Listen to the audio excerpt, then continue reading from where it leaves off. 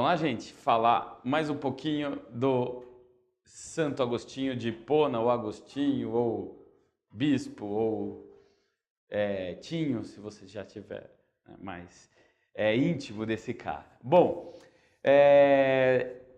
no vídeo passado eu estava falando assim, bom, será que você vai para o céu ou vai para o inferno? Segundo Santo Agostinho, já está claro, já tem um banner aí em cima da sua cabeça, né? Tipo The Sims, né? Tem um negócio aí em cima da cabeça que já está falando céu ou inferno. Por quê?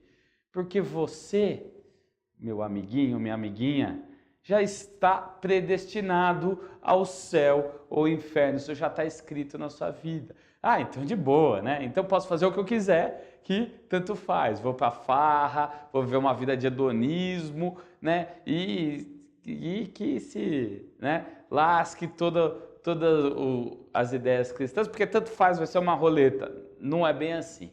Não é que vai ser uma roleta, não é uma coisa de sorte ou azar, né? É que, na verdade, Deus é atemporal, né? Então, ele existe no presente, no passado, no futuro, segundo Santo Agostinho, né? Ou seja, ele está no futuro, ele já sabe se você vai para o céu ou para o inferno. Você que não sabe, você tem que tentar viver uma vida santa, né?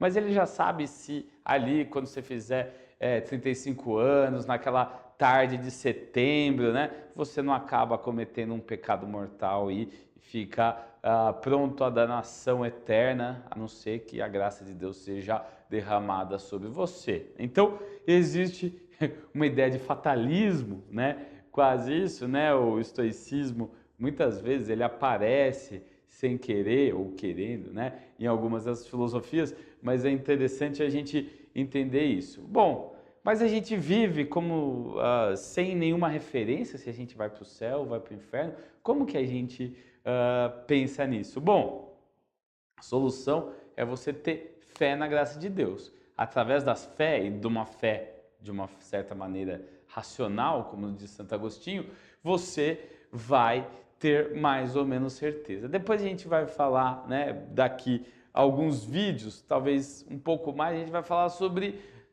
Martinho Lutero, a gente vai falar sobre Calvino, esses caras justamente estão discutindo pensamentos do Bispo de Hipona, né, desse cara aqui que nasceu no norte da África, no Império Romano, que já está pensando nesses grandes dilemas, que também é um dilema platônico. Por quê? Né? Porque essa definição de um ser perfeito que sabe de tudo e está no mundo das ideias, enquanto nós aqui no mundo material, no mundo real, a gente tem uma impressão imperfeita do que é o mundo. Então, o que acaba acontecendo para a gente, né, é que, como diz os economistas, a gente tem informações imprecisas, né, assimétricas sobre a realidade, então a gente não consegue tomar decisões assim. Bom, outra teoria interessante de Santo Agostinho é que existe duas cidades, né? Então seria mais ou menos ainda essa ideia platônica de um mundo material e um mundo das ideias, sendo opositor, né, um ao outro, que é a cidade de Deus e a cidade dos homens. É a teoria das duas cidades. A cidade de Deus é uma cidade perfeita, né?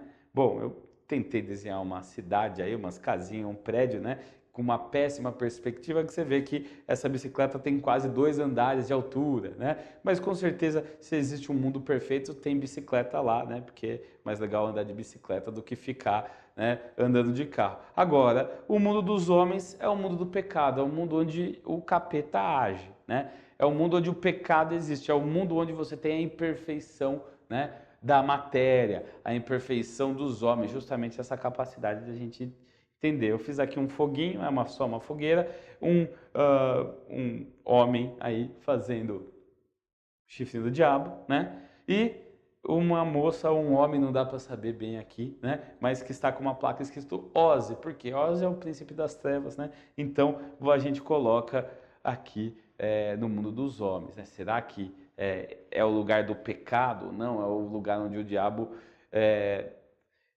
pode atuar. Bom, mas a gente está aqui nesse mundo de miséria, a gente está aqui nesse mundo pronto para morrer, né? Pronto para ir para o inferno, etc. O que vai nos salvar? Bom, os homens, né, utilizando a razão e a fé, eles podem, né, criar o que é a igreja, né, que é na verdade um desígnio divino, né, que vai mediar. A igreja media esses dois mundos, a igreja media essas duas cidades, né?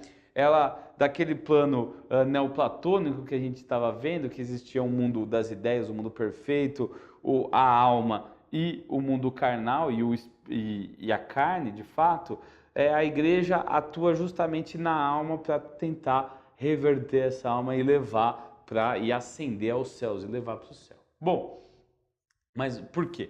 O homem, por ter essa alma que está dentro da carne, que ela é relacionada ao mundo das ideias, ao mundo espiritual e no caso do cristianismo ao paraíso, ao mundo divino, né? Ele é cidadão das duas cidades, né? E as cidades, né? Elas estão separadas agora, mas no Armagedon, né? Não no filme do Bruce Willis, ainda bem, né? Mas no Armagedão, numa tradução tosca, ou o fim do mundo, ou o juízo final, a gente vai ter a fusão dessas cidades. E é nesse juízo final que as almas boas e ruins vão para o céu ou para o inferno, né? Bom, então a igreja tem que fazer essa mediação. Então a igreja deve governar todos os homens? Não. Não é isso que Santo Agostinho faz. Ele cria outra teoria, a teoria das duas espadas, né? Isso que eu tentei desenhar uma espada, tá? É só bom avisar porque às vezes as pessoas não veem, é uma espada. A igreja é uma espada porque ela tem leis e ela tem as leis que são religiosas, né? E o Estado que tem as suas leis. A igreja fala do mundo espiritual, o Estado do mundo secular, né? Mas Santo Agostinho não acha que deve ter uma teocracia. Ele não acha que o mundo secular deve ser regido pela igreja. Então eles não devem se misturar. Justamente porque o mundo secular iria entrar na igreja, iria corromper essa igreja. Então você divide em duas esferas. Ah, eu sei disso, professor, é Estado laico. Não é Estado laico.